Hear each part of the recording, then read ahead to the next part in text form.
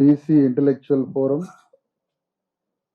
BC political front ఆధ్వర్యంలో జరుగుతున్నటువంటి సమర్థ గ్రామ పరిపాలన సర్పంచ్ల హ్యాండ్ బుక్ పుస్తకావిష్కరణ సభకు సభాధ్యక్షులు దుర్గయ్య గారికి, ఈ కార్యక్రమంలో ఈ పుస్తక రచయిత బీసీ ఇంటలెక్చువల్ ఫోరం రాష్ట్ర అధ్యక్షులు టి చిరంజీవి గారు, మాజీ ఐఏఎస్ అధికారి, మరియు political front chairman Balraj Goud గారికి, బాలగోని, మరియు ఐలి వెంకన్న గౌడ్ గారికి, వేదిక మీద ఉన్నటువంటి పెద్దలకు, అశోక్ గారికి, ఇంకా విభిన్న హోదాల్లో ఉన్న నాయకత్వానికి, బీసీఎస్సీ ఎస్టీ రాష్ట్ర అధ్యక్షులు రాఘవేంద్ర ముదిరాజు గారికి. ఒక్క నిమిషం అమ్మా. ప్రధానంగా తెలంగాణ రాష్ట్రంలో ఒక బీసీ సంఘానికి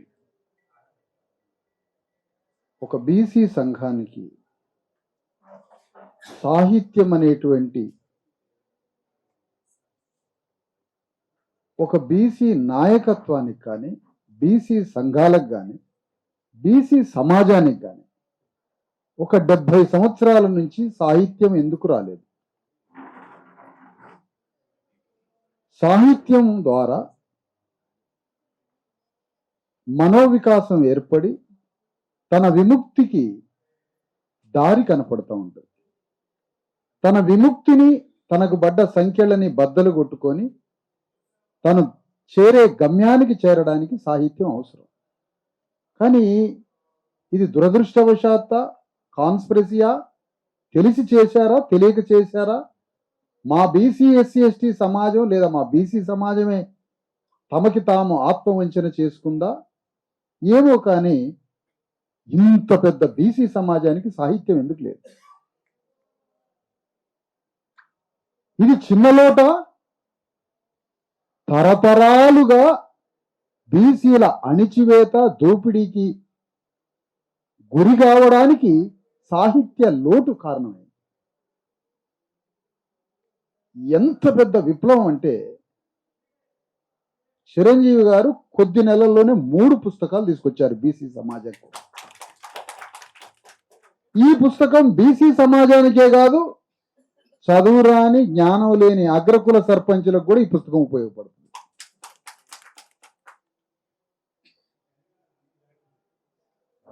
ఎన్ఐఆర్డి, నేషనల్ రూరల్ డెవలప్మెంట్, ఒక పెద్ద సంస్థ ఉంది రాజేంద్ర నగర్. వాళ్ళు గ్రామ సర్పంచులను పిలిచి అన్నం పెట్టి ఒక పూట ట్రైనింగ్ ఇచ్చి పంపుతారు. ఫోటోలు దిగుతారు, డిఆర్డిఏ వాళ్ళందరూ తీసుకొని వస్తారు బస్సులల్లా. చాలా సందర్భాల్లో నాలంటూడిని కూడా ట్రైనింగ్కి రమ్మన్నారు ఇవ్వడానికి. ఆ ఎన్ఐఆర్డిలో ఇందులో చెప్పిన విషయాల్ని ఒక్క మాట కూడా చెప్పరు వాళ్ళు. ఒక 2 మాటలు చెప్తారు, ఎంతవరకు నేర్చుకున్నది కూడా అడగరు. కానీ ఈ పుస్తకం తెలంగాణ రాష్ట్రంలో అతిపెద్ద బీసీ సమాజం నుంచి సర్పంచులై అగ్రకుల పరిపాలన నీడలో వాళ్ళ క్రూర పడగ కింద ఏ జ్ఞానము నోచుకొని అణగారిన వర్గాల సర్పంచులకి ఎట్లా పరిపాలించాలనో తెలియకుండా చేసిన అగ్రవర్ణాల క్రూర నీడని, పడగని బయటికి తీసి సర్పంచ్కి ఒక వెన్నెముక్క కట్టడానికి వచ్చింది పుస్తకం. ఒక ఆత్మగౌరవ వెన్నెముక్క కట్టడానికి వచ్చింది. ఎస్సీ, ఎస్టీ, బీసీ అగ్రకులాల్లో ఉన్నటువంటి వారికి కూడా గ్రామాలను ఎట్లా పరిపాలించాలో తమ అధికారాలు ఇందులో హ్యాండ్ బుక్ అని రాశారు. కానీ నేను అంటున్నా, ఇది సర్పంచ్ల కాన్స్టిట్యూషన్, సర్పంచ్ కాన్స్టిట్యూషన్. రాజ్యాంగంలో అంతర్భాగమే కావచ్చు, కానీ ప్రత్యేకంగా గ్రామ అధ్యక్షుల సర్పంచుల కాన్స్టిట్యూషన్ బుక్. తమకున్న అధికారాలని తెలియజేస్తున్న ఒక టార్చ్ లైట్ ఇది. దీనికన్నా ముందు లెక్కలు తెలిసాడు. లెక్కలు తేలడంతో కదా మనకి రావాల్సినటువంటి వాటా ఏంటి, మనకి ఏమి అన్యాయం జరిగిందో తెలవడానికి. అట్లా బీసీలకు సంబంధించిన దార్శనికతతో 2 పుస్తకాలు, అదే బీసీ ఇంటలెక్చువల్ ఫోరం నుంచి చిరంజీవి గారు మరి ఒక 3వ పుస్తకం రావడం, ఇలాంటి పుస్తకాలు వచ్చిన సందర్భంలో నేను ఒక మాట మాట్లాడుతున్నాను. ఇంతకాలం ఎందుకు సాహిత్యం రాలేదు? కారణం ఏమిటి? అగ్రకులం వ్యక్తి ఏమో మనకి ఎక్కడ జ్ఞానం వస్తే దారి తెలుస్తుందా అని, కానీ సాంప్రదాయ బీసీ సంఘాలు ఇంత పెద్ద బీసీ ఉద్యమాలు నడిపినప్పుడు ఒక్క చిన్న పుస్తకం ఎందుకు తీసుకురాలేదు? సమీక్ష అవసరం, కానీ సాంప్రదాయ సంఘాలు వారికి చేతనైన పని చేశారు అని వాళ్ళ కృతజ్ఞత చెల్లిద్దాం. కానీ శాస్త్రీయంగా నడిచే బీసీ ఎస్సీ ఎస్టీ ఉద్యమానికి అడ్డు తగలొద్దని కూడా సూచన చేస్తున్నాం. 2 విషయాలు చెప్తున్నాం. ఈ పుస్తకాన్ని ఇద్దరు అభినందించాల్సి ఉండే ఈ ప్రెస్ క్లబ్కి వచ్చి. ఒకరు రాష్ట్ర ఎన్నికల కమిషన్ చైర్మన్ రాణి కుమిదిని మేడం గారు ఉన్నారు. వారి పుస్తకాన్ని సొంతం చేసుకొని రాష్ట్రం అంతా పంచి ప్రమోట్ చేయాలి. 2, ముఖ్యమంత్రి రేవంత్ రెడ్డి ఈ పుస్తకాన్ని రాష్ట్రం అంతా అభినందించి ప్రచారం చేయాలి. ఈ పుస్తకాన్ని తీసుకొని సర్పంచులందరికీ. కానీ నువ్వు ఎందుకు? రేవంత్ రెడ్డి తెలంగాణని పరిపాలిస్తే రెడ్లే పరిపాలించాలి, ఎవడికి అర్హత లేదని చెప్పిండు. నువ్వు ఎట్లా పంచుతావు? ఇది పంచు. నీకు ఇష్టం లేదు. ఎంత కష్టపడడం. మొత్తానికి అయితే వరంగల్లో సభ అయితే పెట్టించిండు మొన్న ఈబీసీ మీటింగ్. దానికి తన ఎమ్మెల్యే రాజేందర్ని పంపిండు. తనతో తన ఎత్తు పొడుగుతో సమానంగా ఉండే ఎమ్మెల్యేని పంపించాడు. అక్కడ సభ పెట్టించిండు.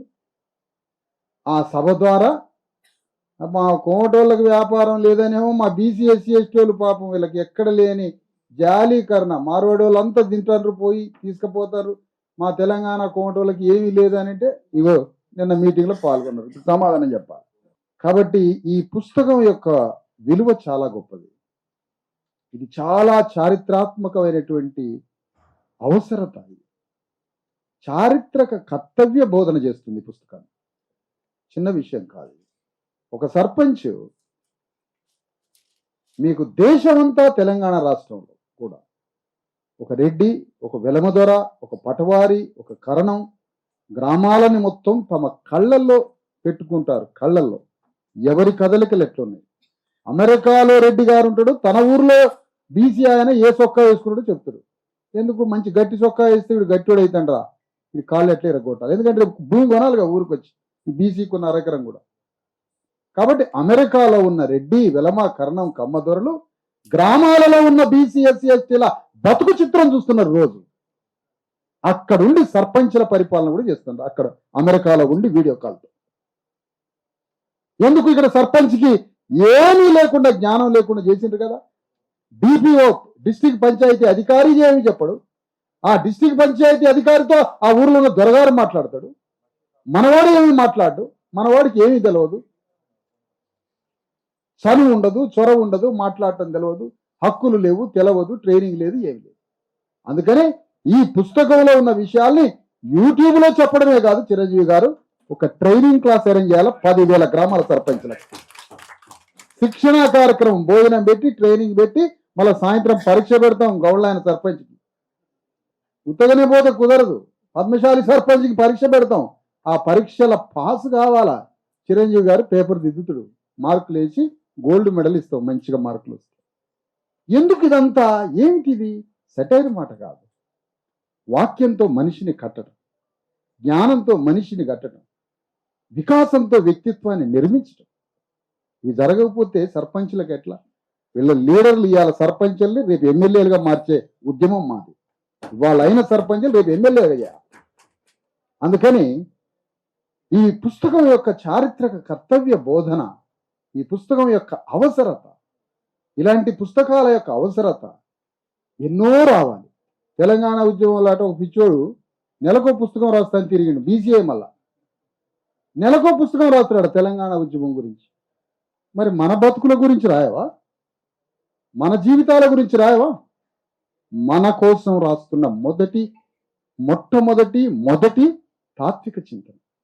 మొన్న తత్వం అయిపోయింది, నిన్న యుద్ధం అయిపోయింది. అంటే తత్వం చెప్పుకుంటూ రావడం జరిగింది తెలంగాణ అంతటా. భారత రాజ్యాంగం ముందు 1000 కోట్ల రూపాయలున్నా, 1000 ఎకరాలున్న వెలవదోరైనా కళ్ళు గీసే గౌన్లో ఆయన కాలిగోడితో సరిపోడని నిరూపించడం మన ఎన్నికల.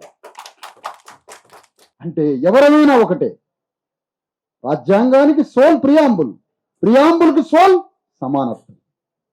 ఆ ఈక్వాలిటీ అనే దాని మీద తెలంగాణ రాష్ట్రంలో ఒక తాత్విక ఆలోచనను పంపించడం, ఆ తాత్విక ఆలోచనతో మనుషులంతా ఒక కొత్త విషయాన్ని, ఒక సత్యాన్ని నేర్చుకున్నప్పుడు మనిషి విప్లవాత్మకంగా మారిపోతాడు. సిస్టమ్కి ఖిలాఫ్ అయ్యి ఎదురు తిరుగుతాడు. ఎదురు తిరగడమే మొన్నటి సర్పంచులు ఆయా గ్రామాల్లో ఉన్న రెడ్డి, వెలమ, కమ్మ, కరణం, కాపు భూస్వాముల మీద అణగారిన వర్గాలకు వచ్చిన నూతన ఆలోచన, ఒక సత్యవంతమైన ఆలోచనతో ఎదురు తిరిగి మేమెందుకు సర్పంచులుగా పోటీ చేయకూడదని పోటీ చేశారు. పోటీ చేసిన వాళ్ళని వివిధ పార్టీలు మళ్ళీ వలలేసి పట్టుకుపోయింది. అయినా నువ్వు పట్టుకపోయింది సర్పంచ్ శరీరాన్నే. ఆ సర్పంచ్ ఆత్మ మా ముగ్గురు నలుగురితోటే ఉంది, మాతోటే ఉంది. ఆత్మలని మేము బంధించి పారేసినాం. ఎప్పుడు పోతాడు ఆడ ఉంటాడు, కానీ వాళ్ళ ఆత్మలు మేము పట్టేసి. ఒక్క నిమిషం ప్లీజ్. ఈ సందర్భంగా రెండో విషయం, ఇక్కడ తెలంగాణ రాష్ట్రంలో ఒక మహాకుట్ర జరుగుతుంది. ఈ రిజర్వేషన్ల ఉద్యమంలో ఒక కుట్ర జరుగుతా ఉంది. ఈ కుట్రని ఛేదించడానికి వెంటనే అనుక్షణం నిత్యం కాసుకొని ఉండాలి. ఆంధ్రాలో దోపిడీ జరుగుతూ ఉంటే, తెలంగాణ మీద దోపిడీ జరిగి ఆంధ్ర వాళ్ళు కార్యక్రమాలు మొదలు పెట్టినప్పుడు కేసీఆర్ ప్రతి క్షణం ఎవ్రీ సెకండ్ వారు చేసిండు వాళ్ళ మీద. సంతోషం.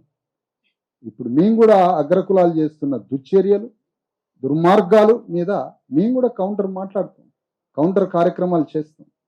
తెలంగాణలో జరుగుతున్నటువంటి రిజర్వేషన్ల, ఈబీసీ రిజర్వేషన్లు మొన్న మీటింగ్ పెట్టారు. ఆ మీటింగు నిర్వహించింది అగ్రకులాలు, కానీ దాని వెనుకున్నది మొత్తం పార్టీల, అగ్రకుల పార్టీ పెద్దలు. యాక్షన్ ఎందుకు తీసుకోలే? అందులో పాల్గొన్న ఒక కాంగ్రెస్ ఎమ్మెల్యే మీద ఎట్లా పాల్గొంటాడు? ఏ అర్హత మీద పాల్గొంటాడు? 90% ప్రజల్ని కాదని 10% ఈడబ్ల్యూఎస్ రిజర్వేషన్లతోటి అణగారిన వర్గాల ప్రయోజనాలన్నీ పీక తింటున్నటువంటి ఈ రిజర్వేషన్ సాధకుల మీటింగ్కి వెళ్ళే అర్హత ఎట్లా ఉంది? అందుకని ఈ సందర్భంగా దాన్ని వాళ్ళు మీటింగ్ పెడతామంటే దాన్ని ఎదురుదన్నే మీటింగ్ కాదు. ఇప్పటిదాకా మీరు హైదరాబాద్లో మీటింగ్ పెట్టాలి అని చిరంజీవి గారు చెప్తున్నారు, పెడదామని. ఎంత పెద్ద మీటింగ్ పెట్టాలో అని చెప్తున్నారు. నేనంటున్నా, అసలు మనం నిర్ణయం తీసుకొని సభ పెట్టాలంటే హైదరాబాద్లో గ్రౌండ్ ఉందా అని అడుగుతున్నా. ఎంత పెద్ద గ్రౌండ్ కావాలి మనకి? ఇంటికొక బీసీ అయినా 1 కోటి మంది వస్తారు. ఇంటికొక SC, ST, BC, EWS reservation మొత్తాన్ని కబళించేది, మన అన్ని వర్గాలని కబళించేది. కాబట్టి అంత పెద్ద ఉద్యమాన్ని కూడా తెలంగాణ రాష్ట్రంలో దెబ్బ కొడతాం. రిజర్వేషన్ల ఉద్యమాన్ని, ఒక అణగారిన కులాల బీసీ, ఎస్సీ, ఎస్టీ, అణగారిన వర్గాల రిజర్వేషన్స్ సామాజికంగా, రాజకీయ పరంగా రేపు తెలంగాణ గడ్డ మీద రాష్ట్రంలో అధికారానికి రావడానికి, అధికారానికి చేరువ కావడానికి, నిర్ణయాధికారం దగ్గరికి పోవడానికి రాష్ట్రంలో పెద్ద ఎత్తున ఒక ఉద్యమం ప్రయాణం జరుగుతున్న ఈ క్రమంలోనే ఈ రిజర్వేషన్ల విషయంలో జరుగుతున్న ఈ అన్యాయం పట్ల ఒకవైపు కోర్టుల పరంగా, ఒకవైపు ప్రభుత్వం మీద, మరొక వైపున ప్రజల్ని సమీకరించే కార్యక్రమం చేస్తాం. ఇక్కడ ప్రధానంగా ఇప్పుడు రాబోయే ఏమిటి అంటే 42% రిజర్వేషన్స్ సర్పంచులలో మోసం చేసిండు. మోసం చేసిన రేవంత్ రెడ్డి 42% ఇస్తానని వాగ్దానం ఇచ్చి మోసం చేసిండు. నకిలీ కాన్షీరామ్ ఒకడు తిరుగుతుండు దేశం అంతా, నకిలీ కాన్షీరామ్. ఆయనే రాహుల్ గాంధీ. ఈ రాహుల్ గాంధీ నకిలీ కాన్షీరామ్ జావగానే ఆ మాటలన్నీ పట్టుకొని తిరుగుతుంది. అలాంటి రాహుల్ గాంధీ, రేవంత్ రెడ్డి కలిసి బీసీలకి వాగ్దానం చేసి సామాజిక న్యాయం అని చెప్పి, ఎవరెంతమందో వారికి అంతా భాగస్వామ్యం అని చెప్పి, ఒక పెద్ద సామాజిక విప్లవ వీరుల్లాగా ఢిల్లీలో మీటింగ్ పెట్టి మొత్తం చేస్తే, తెలంగాణలో ఇప్పుడు మనం పార్లమెంటు ముట్టడి అంటే ఎట్లా కుదిరింది? ఎట్లా ముట్టడి చేద్దాం పార్లమెంటుని? ఖచ్చితంగా జంతర్ మంతర్ దగ్గర ధర్నా చేద్దాం, కానీ రాహుల్ గాంధీ గల్లా పట్టే కార్యక్రమం లేదా అని అడుగుతుంది.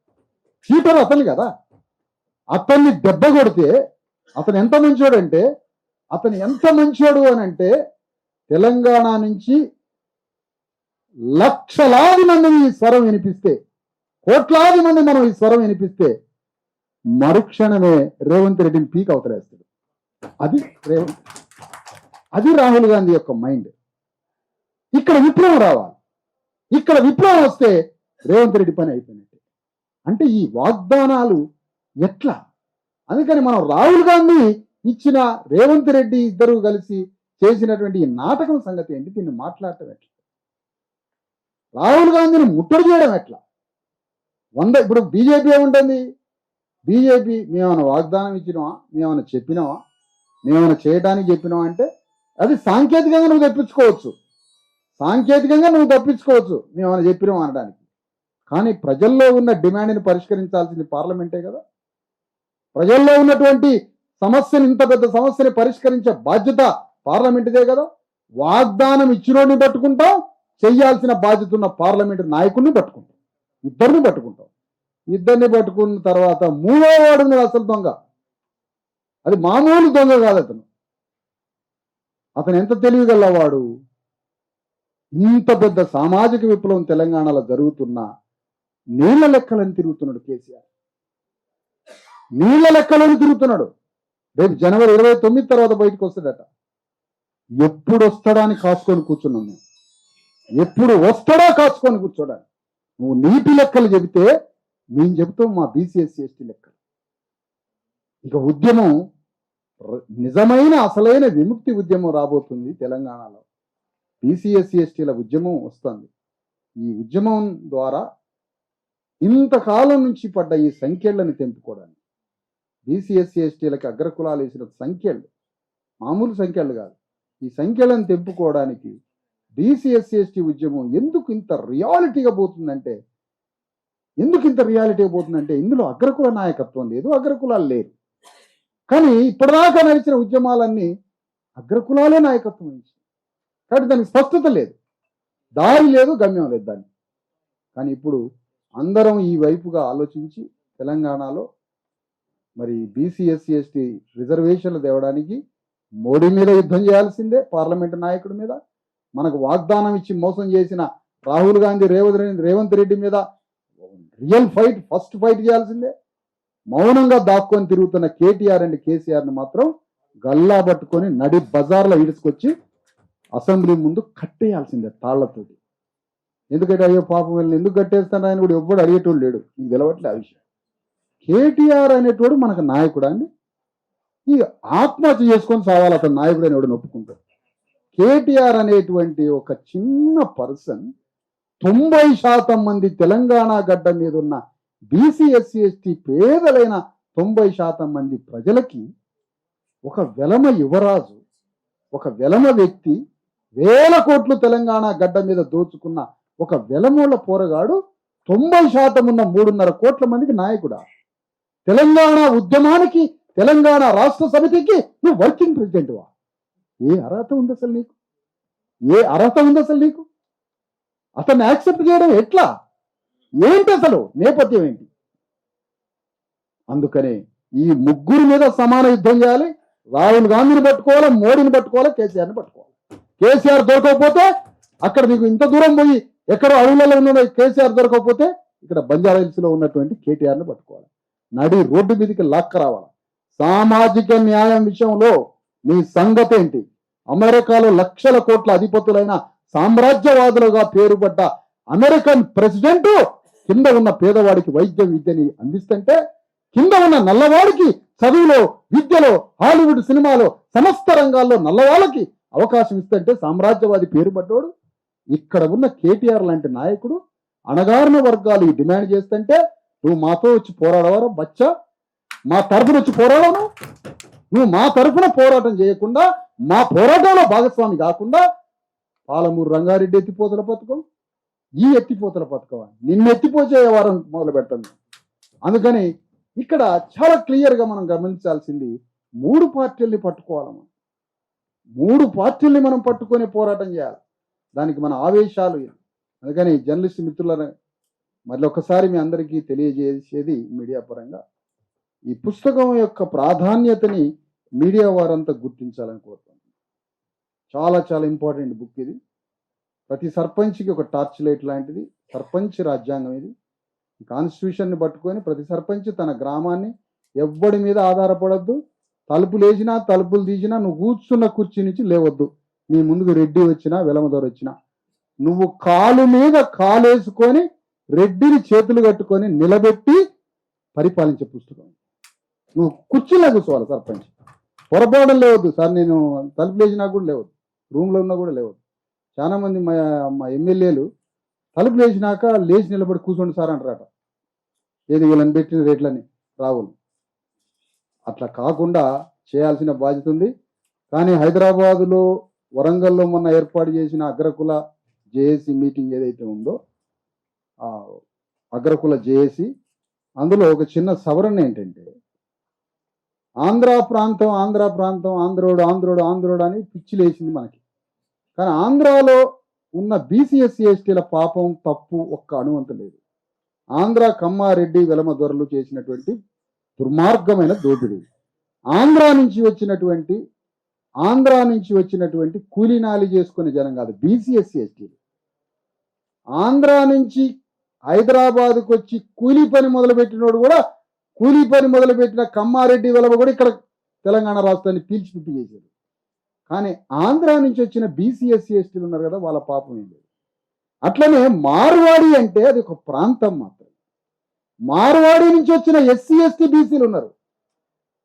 వాళ్ళు రోడ్ల మీద చిన్న చిన్న పనులు చేసుకుంటారు. వాళ్ళు ఆ పనులు చేసుకునే మన సమాజానికి సంబంధించిన జ్యోతిరావు పూలే కులానికి సంబంధించిన వాళ్ళు కూడా ఉన్నారు. ఆ బీసీఎస్సీ ఎస్టీలని మనం మన వర్గంగా చూడాలి. ఈ మన వర్గాన్ని కూడా ఆ మార్వాడి వాడు వాళ్ళకేం చెప్తున్నట్టే మనమే దాడి జరుగుతుందిరా అని మన బీసీఎస్సీ ఎస్టీలు వాడేసుకొని పోతున్నారు.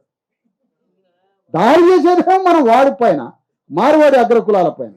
ఇప్పుడు తెలంగాణ వాడు అగ్రకులాలు ఏం చెప్పారు, ఇక్కడ ఉన్న బీసీఎస్సీ ఎస్టీలు అరే మన మీద ఆంధ్రోలు దాడి చేస్తారని మన బీసీఎస్సీ ఎస్టీలను వాడేసుకొని పోయినట్టు మార్వాడి ఉద్యమం కూడా మార్వాడి ప్రాంతం నుంచి వచ్చిన బీసీఎస్సీ ఎస్టీ జనాన్ని మన వరంగల్ మీటింగ్కి తీసుకొని పోయింది. అసలు స్టేట్లు ఎవడు రాలే. నువ్వు ఒక షాప్ తీసుకో, ఆ షాపులో బీసీ నుంచి ఒక మార్వాడి నుంచి ఒక బీసీ వస్తాడు. ఒక చిన్న బీసీ కులం, మైనర్ బీసీ కులం. ఆ మైనర్ బీసీ వాడిని ఆ షట్టర్ షాప్లో పెట్టిస్తాడు. వీడి సామాన్ అంతా అందులో పడేస్తాడు. ఈ పెద్ద అగ్రవర్ణం మార్వాడి సరుకు సామాన్ అంతా ఆడ పడేస్తాడు. షాప్ ఏమో మనోడిది అనుకుంటావు. షాపు మనోడిది కాదు, అగ్రవర్ణం. సాయంత్రం వచ్చి కలెక్షన్ తీసుకొని పోతున్నాడు. అందులో కూర్చున్నది బీసీ మాలికులస్తుడు, అందులో కూర్చున్నది ఎస్సీ మోచికులస్తుడు. వాడిని బేగం బజార్ల గుమస్తాల్లాగా పనిచేయించి వాడికి మొత్తం లెక్కలు బొక్కలు నేర్పి షాపులలో కూర్చోబెట్టి ఆ షాపు ఓనర్ అని మనం అనుకుంటాం. కానీ వాడు గుమస్తా, అందులో ఆ లెక్కలని తీసుకొని పోయేది వాడు. కానీ అందుకని మార్వాడి అగ్రవర్ణాల దోపిడీ. ఈ మార్వాడి అగ్రవర్ణాలు తెలంగాణలో ఉన్న వైశ్యులు, తెలంగాణలో ఉన్న రెడ్డిరావులు అందరూ. అందుకని ఈ ఈడబ్ల్యూసి రిజర్వేషన్స్ ఏదైతే ఉందో దాని పట్ల చాలా జాగ్రత్తగా ఉండాలి. 10% రిజర్వేషన్లు ఏవైతే ఉన్నాయో వాళ్ళకి కేటాయించిన 10% స్టాలిన్ లీడర్ కాబట్టి అక్కడ స్టాలిన్ లీడరు నేను అమలు చేయను అన్నాడు. అది ఒక విప్లవం. కానీ ఏ కమ్యూనిస్ట్ పార్టీ అయినా స్టాలిన్ తీసుకున్న నిర్ణయాన్ని ఎవడన్నా అభినందించిందా? ఒక్క మనిషి అభినందించిందా? ఏ నాయకుడైనా కమ్యూనిస్ట్ పార్టీతో సహా ఒక్కడు అభినందించలేదు. మరి అంత పెద్ద విప్లవాత్మకమైన నిర్ణయం రేవంత్ రెడ్డి ఎందుకు తీసుకోలే? బీజేపీ 10% రిజర్వేషన్ ఆయా రాష్ట్రాలు అమలు చేసుకోవచ్చని ఎందుకు ఇచ్చిండు ప్రొవిజను? రాష్ట్రాలలో బీజేపీ పార్టీ వస్తే వాడే అమలు చేసుకుంటాడు అని ఆయన రిజర్వేషన్స్ విషయంలో ఆ నిర్ణయం తీసుకుంటే బీజేపీ వాడికన్నా ముందే రేవంత్ రెడ్డి, కేసీఆర్లు దీన్ని అమలు చేసింది. ఎందుకంటే మీకు అగ్రకులాలు నాయకులు కాబట్టి. అందుకని ఈ రిజర్వేషన్లని రద్దు చేయాలి, ఈ రిజర్వేషన్లను ఇక్కడ అమలు చేయొద్దని అతిపెద్ద పోరాటం మొదలు పెడతాం. ఆ రిజర్వేషన్ల ద్వారా బీసీఎస్సీ ఎస్టీలకు మూడు వర్గాలకి నష్టమే. అది ఆ విధంగా ఎందుకు నష్టం? మనం ఓపెన్ కేటగిరీలో దాన్ని దోచుకొని తింటండి కాబట్టి. అందుకని ఒకవేళ అగ్రవర్ణాలకి రిజర్వేషన్లు వారి జనాభాకి తగ్గట్టుగా ఇస్తే ఆ రిజర్వేషన్లోనే బంధించాలి, వాడు ఓపెన్లోకి రావద్దు, అందులోనే బంధించు, నీ చేతనైతే అది బంధించు, అట్లా బంధించు. ఆ విధంగా కేంద్ర రాష్ట్ర ప్రభుత్వాల మీద రిజర్వేషన్ల యుద్ధమే స్పష్టమైన జీవితాన్ని ప్రసాదిస్తుంది బీసీ ఎస్సీ ఎస్టీలకి. నువ్వు ఏ ఉద్యమంలో పోయినా నష్టపోతావు, అది అగ్రవర్ణాలకు లాభం అయింది.